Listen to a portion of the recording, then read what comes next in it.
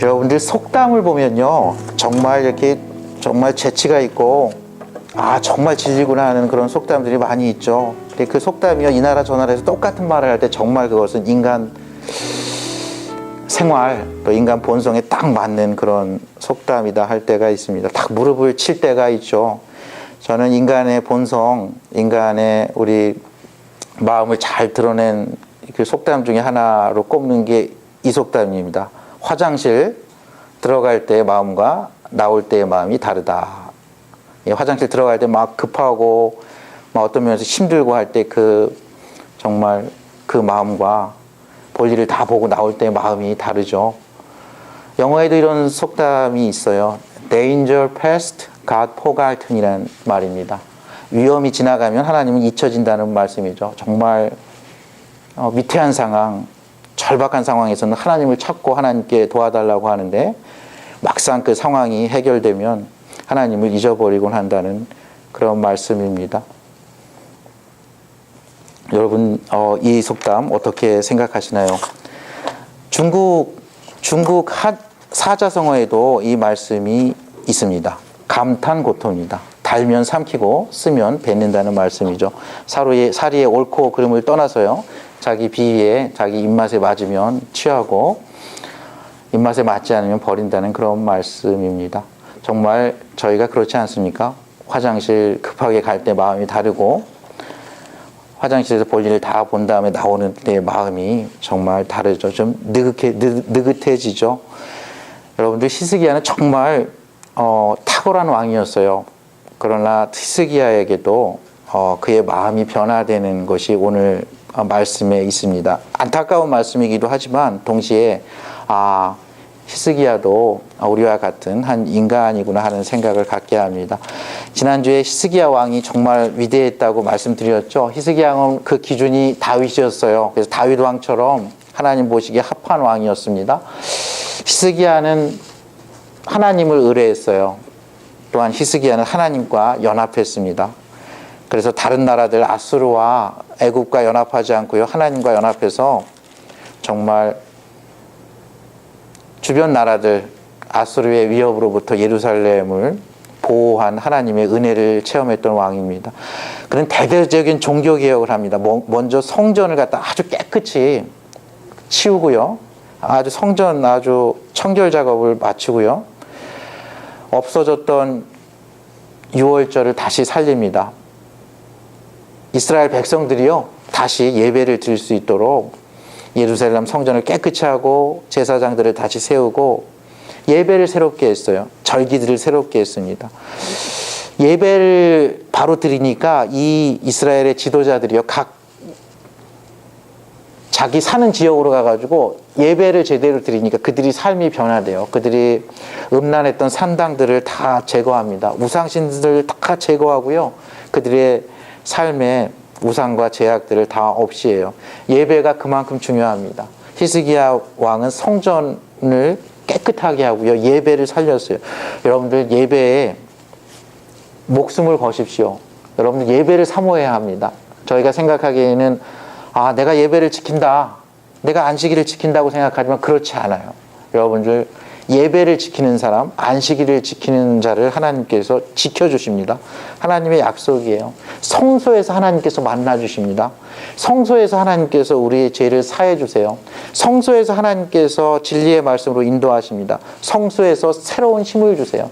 성소에서 과거의 나의 일을 이해하게 해줘요. 성소에서 현재 나가 처한 상황을 하늘의 관점에서 제대로 볼 수 있게 합니다. 성소에서 내가 오늘과 내일을 살 수 있는 지혜와 용기를 하나님께 주세요. 성소에서 하나님께서 말씀하세요. 그 말씀은 주의 말씀 내 발의 등이 되고 내 길의 빛이 돼서 나를 인도합니다. 성소에서 하나님께서는 죄인인 우리를 다시 만나주시죠. 히스기야가 그렇게 위대한 왕이었어요. 근데 오늘은 약간 톤이 바뀝니다. 오늘 말씀 보면요, 그때 발라단의 아들 바벨론의 왕 브로닥 발라단이 히스기야가 병들었다 함을 듣고 편지와 예물을 그에게 보낸지라. 히스기야가 병든 거예요. 이것은 역대하와 이사야서에도 자세히 나와 있는데요, 죽을 병에 들었다고 거기에 나와 있습니다. 거동을 못했어요. 히스기야가 성전에 다시 이렇게 걸어서 들어가지 못할 정도로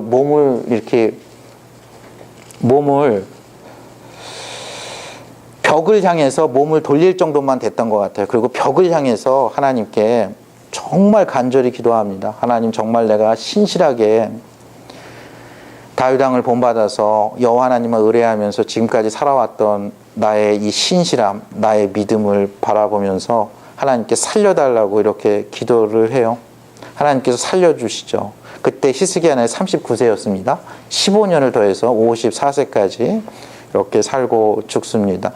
여러분들, 그때의 바벨론의 사절들이 이렇게 왔을 때 히스기야가 이제 바벨론 사절들에게 그의 왕궁에 있는 성전에 있는 모든 보물고, 전에 성경 내탄고라고 되어 있어요. 귀한 게 다 들어있는 창고죠. 여러분들, 왕의 창고, 이 한 나라의 왕의 창고, 이 성전에 있는 이 금은과 향품과 기름과 그 다음에 군기 창고에 있는 것, 군사물자가 있는 창고의 모든 것, 또 그의 나라 안에 있는 모든 것 중에서 히스기야가 보이지 아니한 것이 없었다는 거예요. 여러분들, 히스기야가 왜 그랬는지 여러분들 그 역대하에서는 이렇게 기록하고 있습니다. 히스기야가 마음이 교만하여 그 받은 은혜를 보답하지 아니함으로, 이렇게 돼 있어요. 마음이 교만해서 이렇게 됐다고 합니다. 히스기야가 왜 교만했을까요? 교만할 만합니다. 여기서 그때라는 게 앞 문장을 받는 거거든요. 이 앞에 보면, 이 히스기야 20장에 보면요, 히스기야가 이제 병에 걸려요. 그래서 2절에 보면 히스기야가 낯을 벽으로 향하여 여호와께 기도하여 이릅니다. 근데 그때 이사야가 이렇게 딱 와가지고 당신 죽게 된다, 이제 신변 정리해라, 이렇게 얘기합니다. 얼마 안 남았다. 유언 남길 거 남기고 다 이렇게 유품 정리하고 유언해라. 정말 얼마 안 남았다, 이렇게 얘기해요. 그리고 나서 이렇게 히스기야가 성벽을 향해서 간절히 기도합니다. 이사야서에 보면 그게 더 잘 나와 있어요. 간절히 기도하는데 그 바로 이사야가 전할 말을 전하고 앞들을 걸어 나가는데 그때 하나님 말씀이 임해요. 너 다시 유턴해서 다시 히스기야한테 가서 너가 살게 될 거라고 얘기합니다. 오늘 말씀에도 보면 6절에 보면 내가 내 날에 15년을 더할 것이며 내가 너와 이성을 아수르 왕의 손에서 구원하고 내가 나를 위하고 내 종 다윗을 위함으로 이성을 보호하리라 하셨더라. 두 가지 약속을 주신 거예요.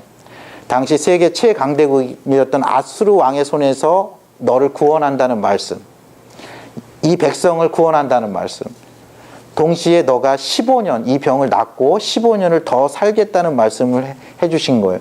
정말 왕으로서 당시에 히스기야는 여기 보면요, 이렇게 돼가지고 얼마나 이 히스기야가 이렇게 위대해지냐면요, 얼마나 이렇게 부국 강병해지냐면 이 말씀을 역대하에서는 이렇게 기록하고 있습니다.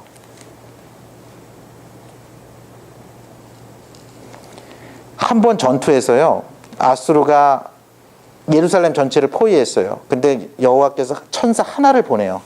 천사 하나를 아수르 왕의 진영에서 보내가지고 하루에 18만 5천 명을 죽입니다. 그리고 먼 아수르의 고국에서 하나의 소문이 있는데 그쪽에서 다른 나라와 싸움이 일어났다는 거예요. 그래서 아수르 왕이 빨리 도망가듯이 고국으로 들어갑니다. 고국에서 그의 신, 그의 그 신의 전에 들어갔을 때 그 아들들이 반란을 일으켜서 죽여요. 이래서 이게 끝나요. 그러니까 히스기야는 우리 예루살렘이 멸망하겠구나. 그리고 얼마나 이렇게 비방을 하는지 몰라요. 지금까지 아수르를 대항해가지고 이긴 민족이 하나도 없다. 사마리아도 망했다. 히스기야라고 대수겠냐. 너희 히스기야 말 믿으면 다 망한다. 완전히 망하고 그걸 갖다 히브리어로 막 얘기를 해요. 아람어로 얘기하라 그러는데 그냥 백성들이 다 듣기 히브리어로 막 얘기합니다. 백성들이 다 알고 불안하게 되는 그 시점에서 하나님께서 이 히스기야 왕이 그리고 편지를 받아요. 너 항복하지 않으면 다 죽을 거라는 말씀이에요. 근데 히스기야가 이 편지를 가지고 어떻게 하냐면 성전에 들어가서요, 하나님 앞에 이렇게 딱 성전에서 펼쳐놔요. 그리고 이사야와 함께 기도를 하는데 하나님께 이렇게 고자질하듯이 기도해요. 하나님, 당신 모욕하는 거 다 들으셨죠? 아수르가 와서 이렇게 위협합니다. 이렇게 우리 백성들을 비방하고 하나님을 비방하고 신성 모독을 합니다. 하나님 다 들으셨죠? 그때 하나님께서 주신 말씀이에요. 아수르 내가 물리치겠다. 그리고 아수르 왕 고국에 돌아가서 죽는다 했는데 실제로 그냥 한 천사가 그 밤에 왕의 진영에서 모든 큰 연사와 대장과 지휘관을 싹 멸했어요. 18만 5천 명이라고 기록되어 있습니다. 그리고 아수르 왕은 도망가듯이 그의 나라로 가는데 그곳에서 암살당해요. 여러분들 당시에는 아수르가 최강대국이었어요. 근데 아수르 이 동쪽에요, 바벨론이라는 작은 나라가 그 나라 안에서 이렇게 일어나고 있었습니다. 아수르를 어떻게 이길까가 아수르의 침략에서 아수르가 굉장히 잔인하거든요. 굉장히 지난주에도 말씀드렸지만 군사력도 강할 뿐만 아니라 완전히 초토화시켜요. 그러니까 모든 나라들이 아수르에 대항해서 항복을 하고 조공을 바칠까 아니면은 계속 저항할까 어떻게 이길 수 있을까 고민하던 때예요. 바벨론이 그 아수르를 대항해서 이렇게 일어나던 때거든요. 그때는 바벨론이 크지 않을 때예요. 오늘 역대하 32장 23절에는 이렇게 되어 있어요. 여러 사람이, 이것은 여러 나라에서 왔다는 거예요. 예물을 가지고 예루살렘에 와서 여호와께 드리고 또 보물을 유다 왕 히스기야에게 드린지라 그로부터 히스기야가 모든 나라의 눈에 존귀하게 되었더라. 이 팔레스타인의 이 작은 나라, 이 남유다가요 유명해지기 시작한 거예요. 이 이집트와 이 세계 최강대국이 흥망성쇠를 하는 이곳, 이 티그리스 유프라테스 강 이 근처에서 아수르라는 나라를 이기고 하룻밤에 18만 5천 명을 죽이고 아수르 왕이 도망갔고 죽었다는 이 사실이 당시에 온 세상에 퍼졌어요. 당시에는요, 어떤 나라가 이기면 그 나라에는 아주 특별한 것이 있다고 생각했어요. 특별한 신이 있다. 저 신과 우리가 연합해야 된다. 저 나라에는 아주 특별한 무기가 있다. 저 무기를 우리가 도입해야 한다. 저 나라에는 아주 특별한 지혜로운 왕이 있다. 저 지혜로운 왕에게 우리가 지혜를 얻어야 한다. 그래서 그것이 정략 결혼이건 찾아가서 사신을 보내건 예물을 보내고 그 지혜의 근원에, 그 능력의 근원에 붙어 있으려는 그런 문화였어요. 여러분들 그 3,000년 가까운 그 전에 그랬지 않았겠습니까? 각국 나라들이 이 세계 최강대국 아수르, 지금의 미국 같은 나라죠. 그것을 물리치고요. 그 다음에 그 왕을 또 그 지휘관들을 다 무찌른 이 유다로 다 향하고 있는 거예요. 그들이 예물을 가져옵니다. 사신을 보내요. 예루살렘에 와서 여호와께 드리고 보물을 유다 왕 히스기야에게 드리는 거죠. 금은 향품 온갖 진귀한 것들이 예루살렘으로 다 모인 거죠. 그곳에 가득 쌓였던 거예요. 왕의 창고에, 무기고에, 정말 전 세계에서 귀하고 귀한 것들이, 그리고 각 나라에서 날고 긴다 하는 사람들이 사신으로 다 오고 있었을 때예요. 그때 히스기야가 병든 겁니다. 근데 하나님께서 그걸 살려주신 거예요. 히스기야, 오늘 역대하 32장 27절에는요 히스기야의 부와 영광을 이렇게 표현하고 있습니다. 히스기야가 부와 영광이 지극한지라 이에 은금과 보석과 향품과 방패와 온갖 보배로운 그릇들을 위하여 창고를 세우며 또 곡식과 새 포도주와 기름의 산물을 위하여 창고를 세우며 온갖 짐승의 외양간을 세우며 양떼의 우리를 갖추며 양떼와 많은 숫대를 위하여 성읍들을 세웠으니 이는 하나님이 그에게 재산을 심히 많이 주셨음이며 또 히스기야가 기온의 윗샘물을 막아 그 아래로부터 다윗성 서쪽으로 곱게 끌어들였으니 히스기야가 그의 모든 일에 형통하였더라. 히스기야가 그의 부와 영광이 지극했다는 거예요. 은금이, 보석이, 향품이 온갖 군사 물자들이 창고에 가득 찼다는 거예요. 온갖 소와 양과 염소들이 외양간에 가득 찼다는 겁니다. 곡식과 세포들과 기름의 산물들이 가득 찼다는 거예요. 그리고 히스기야 또 한 가지 일을 하는데요. 그 물이 귀한 시대에 샘물을 갖다가 이렇게 딱 그 예루살렘에 통하게 이렇게 지하 채널을 만듭니다. 위대한 일이죠. 다음 세대까지 다 먹고 살 수 있는 그런 윗샘물을 갖다가요. 다윗 성 서쪽으로 이렇게 끌어들여 가지고요. 그들이 물 걱정이 없게 했어요. 정말 위대한 왕이죠.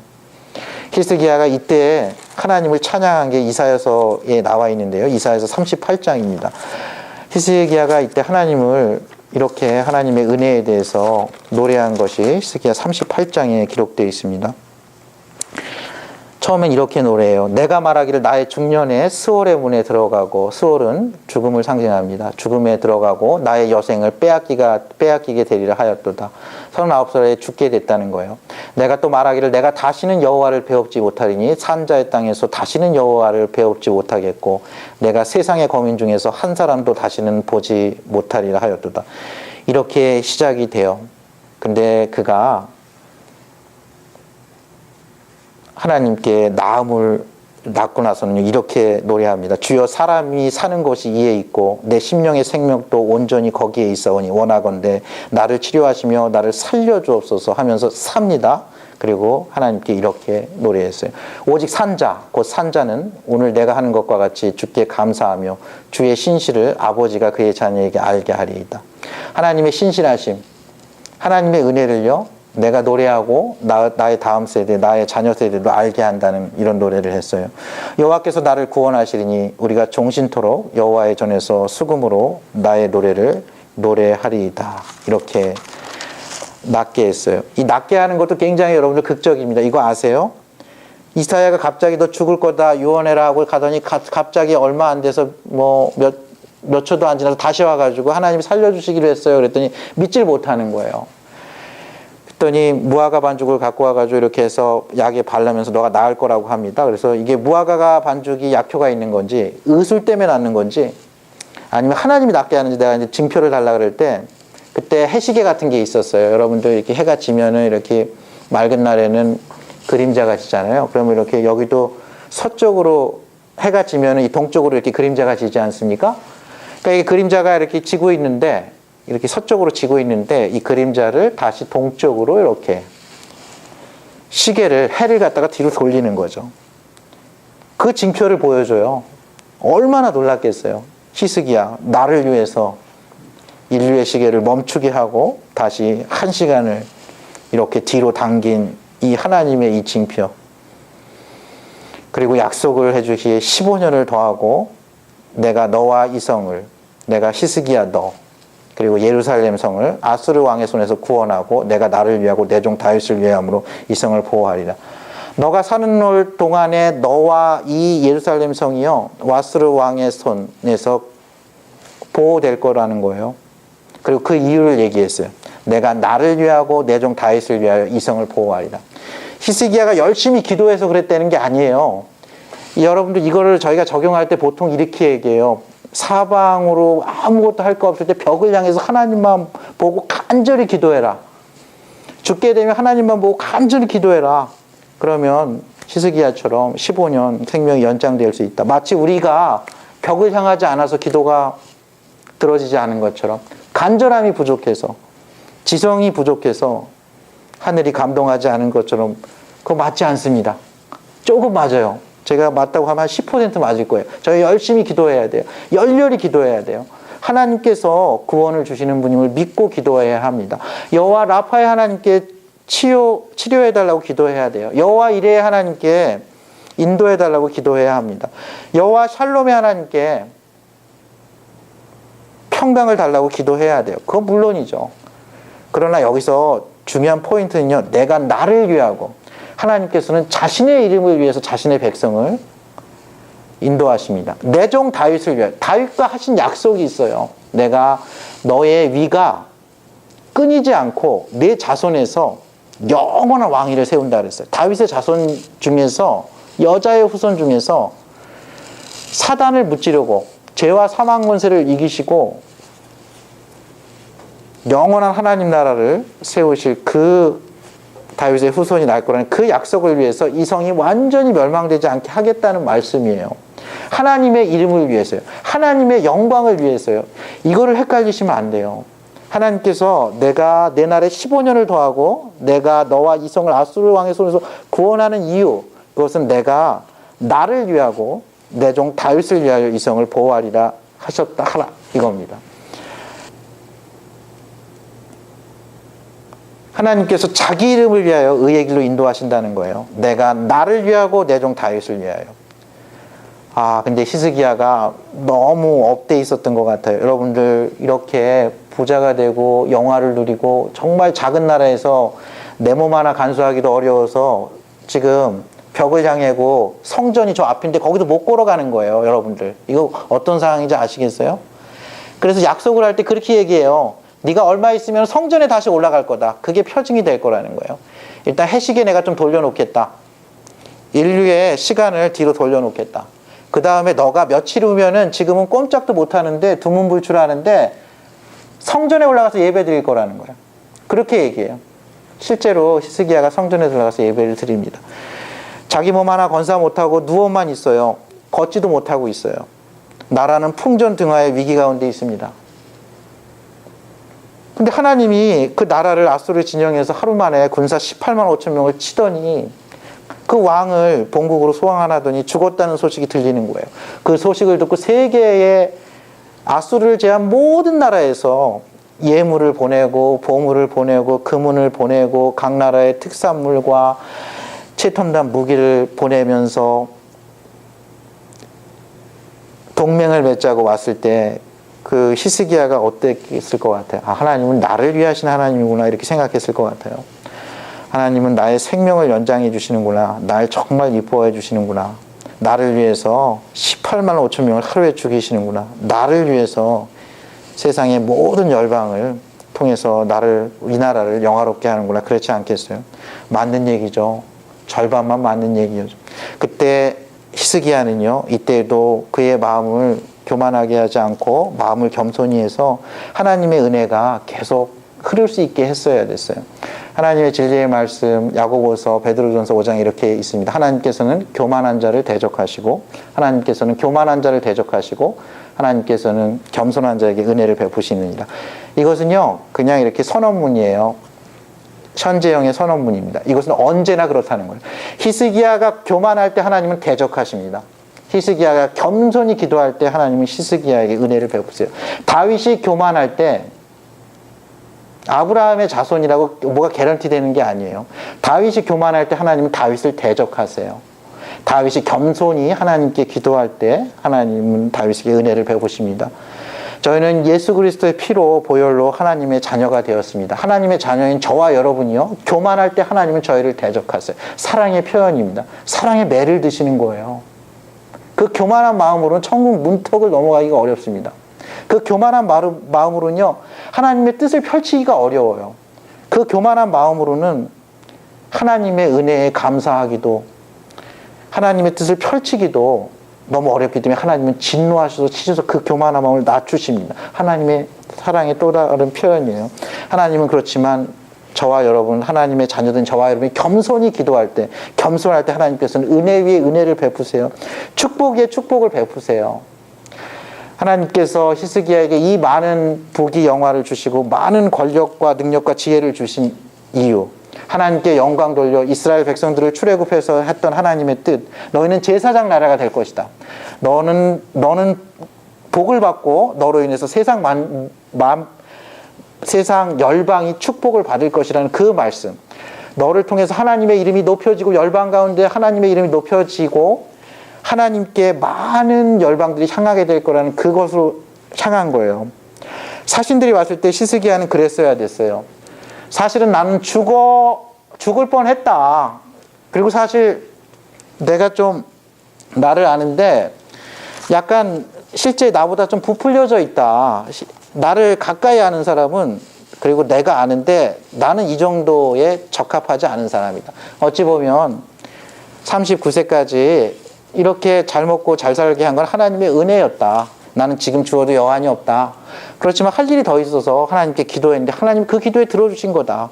이것은 전적으로 하나님의 은혜다. 39살까지 내가 하나님의 뜻을 펼치고 종교적인 개혁을 하고 한 것도 하나님의 은혜고 더 살게 된 것도 하나님의 은혜다. 하나님이 굳이 그러지 않아도 됐었다. 이렇게 얘기했어야 돼요.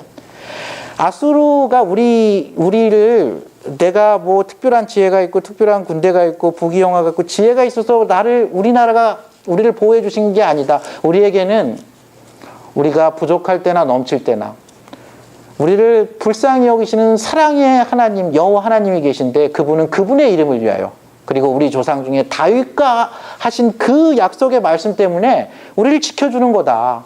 그 하나님이 위대하신 거다.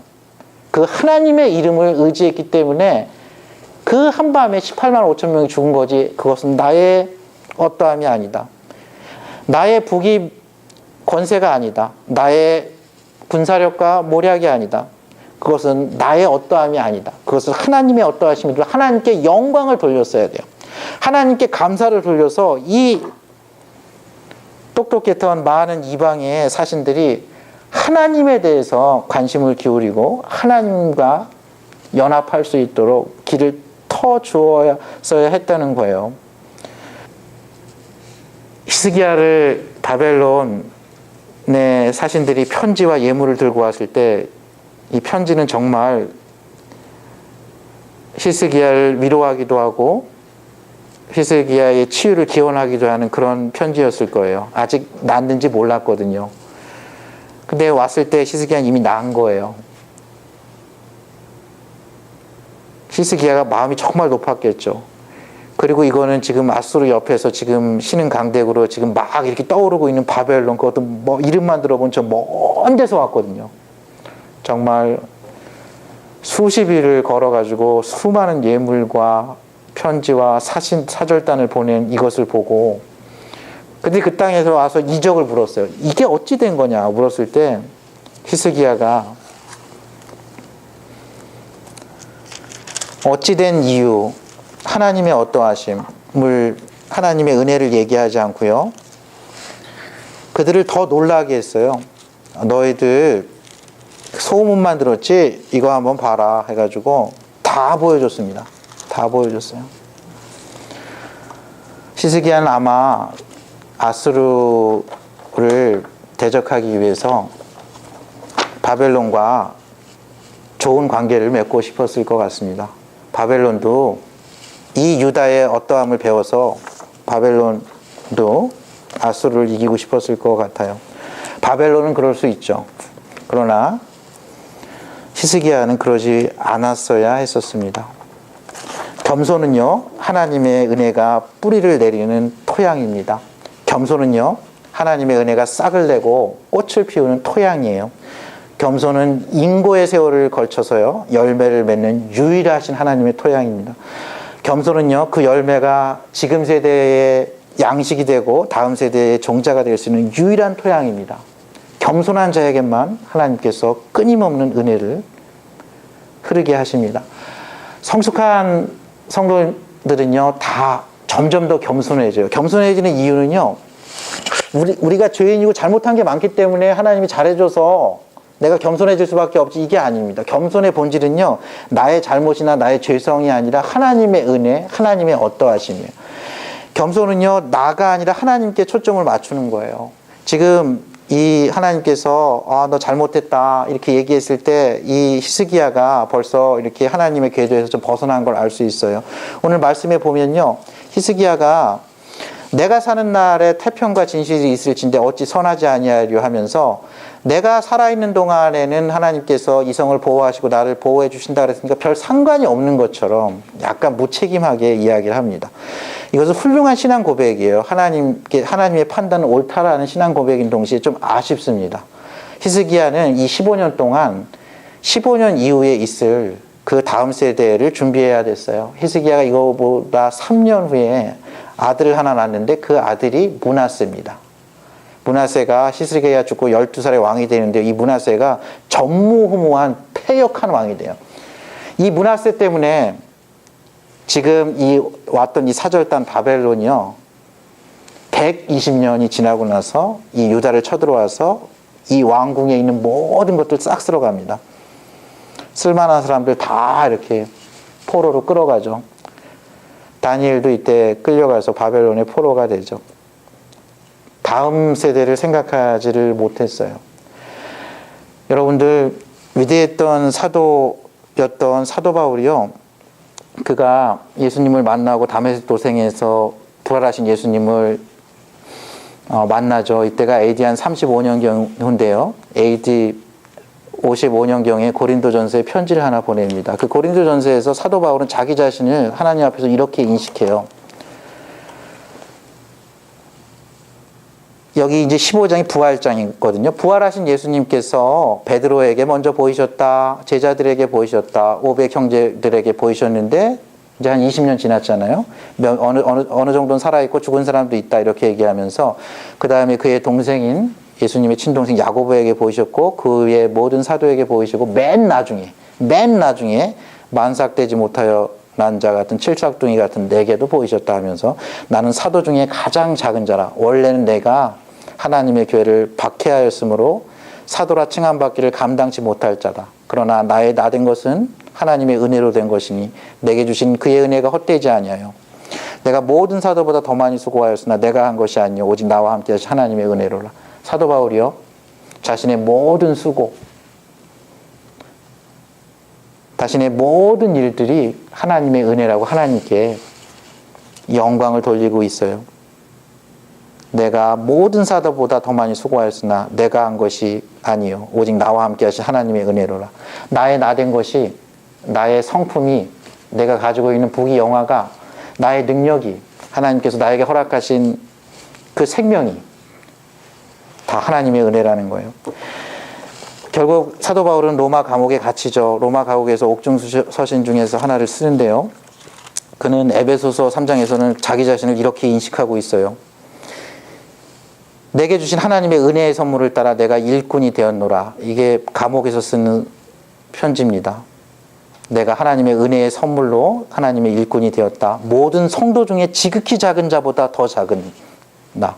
자기를 성도들 중에 지극히 작은 자보다 더 작은 나에게 이 은혜를 주신 것은 측량할 수 없는 그리스도의 풍성함을 이방인에게 전하게 하시고 하나님께서 자신을 이방인의 사도로 만드신 그 이유가 하나님의 은혜의 선물이라는 거예요. 그래서 나는 이 성도들 중에 작은 자보다 더 작다는 거예요. 여러분들 그렇게 사도 바울이 그렇게 작지 않잖아요. 정말 위대한 사도죠. 위대한 선교사입니다. 위대한 문서 사역자죠. 위대한 교회 개척자입니다. 사도 바울의 말씀 정말 하나님의 넘치고 넘치는 은혜요. 넘치고 넘치는 진리의 말씀을 저희는 알 수 있습니다. 옥중에서 쓰고 있어요. 모든 성도 중에 지극히 작은 자인데 그거보다 더 작은 자인데 그 이유가 이것은 하나님의 은혜라는 거예요. 내가 하나님의 은혜로 이렇게 이방인의 사도가 될 수 있다는 겁니다. 사도 바울은 그 옥중에서 유언과 같은 편지를 그의 아들 디모데에게 변할 때 자기에 대해서 또 이렇게 표현해요. 우리 주의 은혜가 그리스도 예수 안에 있는 믿음과 사랑과 함께 넘치도록 풍성하였도다. 믿보다 모든 사람이 받을 만한 이 말이요. 그리스도 예수께서 죄인을 구원하시려고 세상에 임하셨다 하였도다. 죄인 중에 내가 괴순이라. 내가 죄인 중에 괴수라는 거예요. I'm the worst라는 거예요. I'm the worst of the all sinners 이런 뜻이죠. 모든 죄인 중에 최악이라는 거예요. 실제로 이 사도 바울이요. 해를 거듭할수록 예수님 만나고 20년 지나고 30년 지나고 이 편지를 쓴 거예요. 처음에는 나의 나된 것은 모두 하나님 은혜라. 나는 사도 중에 가장 작은 자라 그랬어요. 그 다음에 성도 중에 작은 자보다 더 작다 그랬어요. 그 다음에 죄인 중에 모두 괴수라 그랬어요. 실제로 사도 바울이 이렇게 상태가 나빠진 게 아닙니다. 사도 바울은요, 가면 갈수록 그 옛날 20년 전, 30년 전 내가 이렇게 고백해요. 나를 능하게 하신 그리스도의 우리 주께 내가 감사함은 나를 충성되이 여겨 내게 직분을 맡기시니 내가 전에는 비방자요, 박해자요, 폭행자이었으나 여러분 사도 바울이 비방자였죠. 예수 믿는 사람들 다 끌어잡아서 죽이려고 그랬어요. 박해자였어요. 폭행자였습니다. 살인자였습니다. 그것은 내가 믿지 아니할 때 알지 못하고 행하였습니다. 우리 주의 은혜가 그리스도 예수 안에 있는 믿음과 사랑과 함께 넘치도록 풍성하였도다. 여러분들 자신이 죄인됨을 깨닫는 거 하나님의 은혜예요. 자신을 하나님께서 어떤 역할을 주셔서 사도 바울은 자신을 이방인의 사도라 그랬어요. 어떤 역할을 주셔서 오늘 살게 하는 거 하나님의 은혜입니다. 여러분들 저희가 죽을 고비를 얼마나 많이 넘겼는지 몰라요. 영적으로도 저희가 하나님께 이렇게 은혜를 받아서 이렇게 예배를 이렇게 드릴 저희에게 그럴 어떠함이 없어요. 하나님이 자기 자신의 이름을 위해서 다윗과 하신 그 약속의 말씀을 의지해서 예수 그리스도의 그 보혈을 믿는 저와 여러분들에게 믿음과 사랑을 주시는 거예요. 그리고 그 믿음과 사랑과 소망은요, 겸손한 자에게 끊임없이 흐르는 하나님의 은혜입니다. 하나님의 은혜를 사모해야 돼요. 사도 바울은 마지막을 이렇게 마쳤어요. 나는 선한 싸움을 싸우고 나의 달려갈 길을 마치고 믿음을 지켰으니 이제 후로는 나를 위하여 의의 면류관이 예비되었으므로 주 곧 의로우신 재판장이 그날에 내게 주실 것이며 내게만 아니라 주의 나타나심을 사모하는 모든 자에게도니라. 사도 바울이 선한 싸움을 끝까지 싸울 수 있었던 이유, 그는 마음이 낮았어요. 그는 항상 다메섹 도상에서 박해자요 비방자요 회방자였던 자신을 불쌍히 여기시고 다시 오셔서 자신을 유턴시키시고 하나님 나라의 영광을 위하여 하나님 나라의 위대한 사도로 부르신 그 하나님의 은혜를 잊지 않았던 거예요. 나의 나된 것은 하나님의 은혜였던 거죠. 히스기야는 조금 아쉽습니다. 히스기야는 마음이 높아졌어요. 정말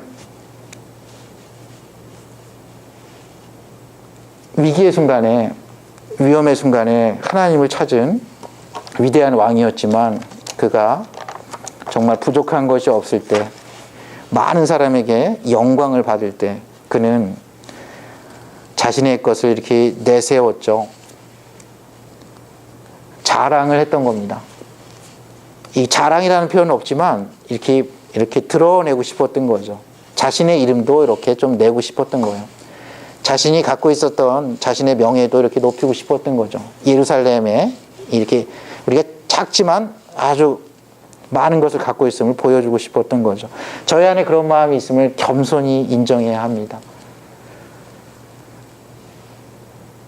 야고보서는 이렇게 이야기합니다. 너희 중에 고난을 당하는 자가 있느냐? 저는 기도할 것이요. 너희 중에 즐거워하는 자가 있느냐? 저는 찬송할지니라. 하나님께서 저에게 고난을 주시고 어려움을 주실 때 저는 하나님을 의뢰하며 기도해야 합니다. 하나님은 그것을 기뻐하세요. 저희가 형통한 날에는요, 하나님께 감사해야 합니다. 하나님의 은혜를 기억해야 돼요. 하나님의 하나님 되심을 인정하고 하나님께 영광 돌려야 합니다. 제 그 자면은 이렇게 이야기하고 있습니다. 사람이 교만하면 낮아지게 되겠고 마음이 겸손하면 영예를 얻으리라.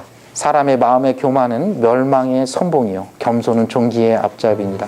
하나님께서 겸손한 마음을 저와 여러분에게 주셔서 정말 영원하신 하나님의 축복, 영원하신 하나님의 은혜의 채널이 되어서 이 시대와 다음 시대에 하나님의 마음을 기쁘게 하는 그런 존귀한 삶, 존귀한 공동체 이루어가기를 주님의 이름으로 축원합니다. 함께 기도하시겠습니다.